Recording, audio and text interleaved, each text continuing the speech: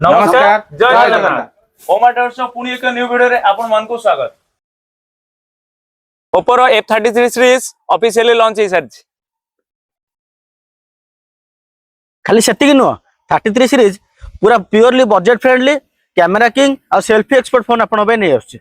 Reno 15 series रो grand success पर first time पे F33 सीरीज रे आपण फ्रंट रे 50 मेगापिक्सल कैमरा पाइबे विथ 100 डिग्री रो फील्ड ऑफ व्यू सहित आउ ता सहित बैक रे किसी कंप्रोमाइज करनी बैक रे 50 मेगापिक्सल एआई बेस्ट कैमरा देछि।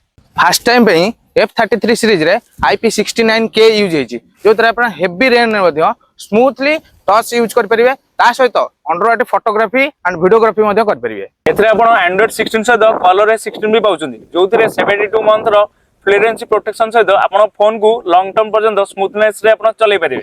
33 सीरीज रे आपण 7000 mAh बैटरी सहित 80 वाट रो सुपरबुक चार्जर भी पाउछन्ती ता सहित आपण 10 वाट रो रिवर्स चार्जिंग भी सपोर्ट पाउछन्ती। ओमा ट्रेडर्स रे F33 सीरीज रो प्री बुकिंग भी स्टार्ट हेछि। यदि आपण प्री बुकिंग करछन्ती तो वन टाइम आप स्क्रीन रिप्लेसमेंट सहित एक्स्ट्रा 10% रो कैशबैक मध्य पाउछन्ती।